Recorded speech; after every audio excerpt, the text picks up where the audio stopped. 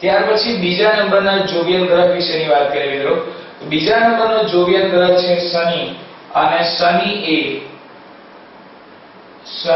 એ ગુરુ પછીનો મોટો ગ્રહ છે. એટલે કે ગુરુ એ સૌથી મોટો ગ્રહ છે અને શનિ એ બીજા નંબરનો ગ્રહ છે. આગળ વાત કરીએ કે શનિ એ પૃથ્વી કરતા 850 ગણો મોટો ગ્રહ છે.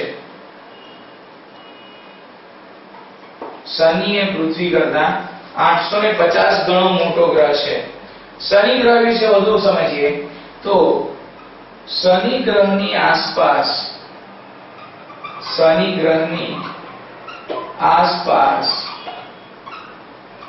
3 વલયો જેવી રચના આવેલી છે, અને જેના કારણે તે અદ્ભુત સૌંદર્ય ધરાવે છે.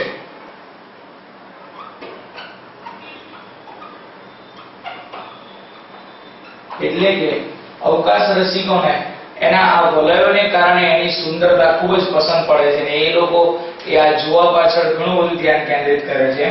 આગળ વધીએ. કેટલાક વૈજ્ઞાનિકોનું એવું માનવું છે કે કેટલાક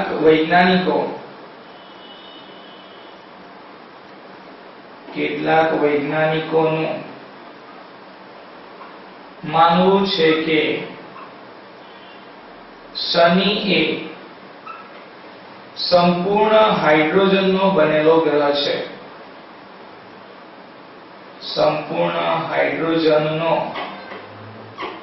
બનેલ ગ્રહ છે.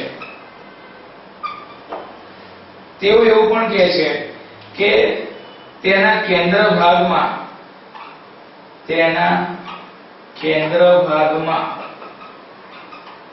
ઘન હાઇડ્રોજન અને સપાટી પર પ્રવાહી હાઇડ્રોજન રહેલ છે. એટલે કે તેઓ એવું પણ કહે છે કે તેના કેન્દ્ર ભાગમાં ઘન હાઇડ્રોજન અને એની સપાટી પર પ્રવાહી હાઇડ્રોજન, અને આમ શનિ એ સંપૂર્ણ રીતે હાઇડ્રોજનનો બનેલો છે. જ્યારે કેટલાક વૈજ્ઞાનિકોનું માનવું એવું છે કે શનિ ગ્રહનો ગર્ભભાગ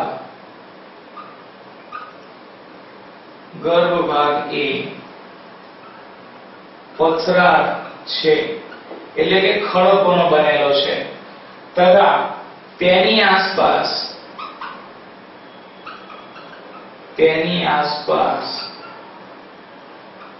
ઘન સ્વરૂપે વાયુઓ રહેલા છે, અને આથી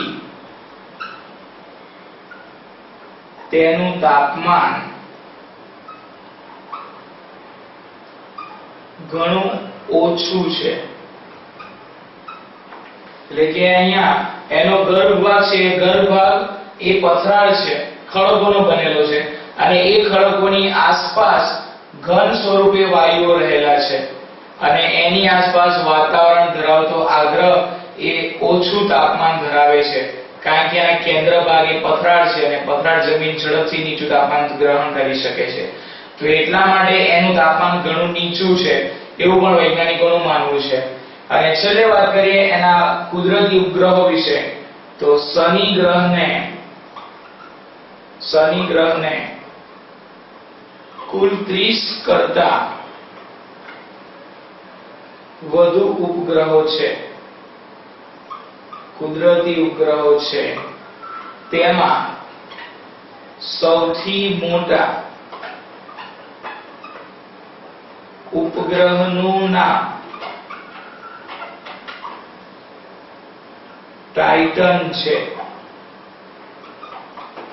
સૌથી મોટા ઉપગ્રહનું નામ ટાઇટન છે. મિત્રો આ યાદ રાખજો, કારણ કે આ MCQ ની અંદર પૂછાય છે કે ટાઇટન એ નીચેનામાંથી કયા ગ્રહનો કુદરતી ઉપગ્રહ છે? તો ટાઇટન એ શનિ ગ્રહનો કુદરતી ઉપગ્રહ છે. આને મળતું નામ બીજું એક પણ આવે છે, તો એટલા માટે આ ટાઇટનને યાદ રાખવા ટાઇટન ઘડિયાળ યાદ રાખીશું આપણે કે શનિ ગ્રહ એ ટાઇટન ઘડિયાળ પહેરે છે. એટલે કે ટાઇટન નામનો ઉપગ્રહ એ શનિના બધા ઉપગ્રહોમાં મોટામાં મોટો ઉપગ્રહ છે. તો આ છે શનિ વિશે.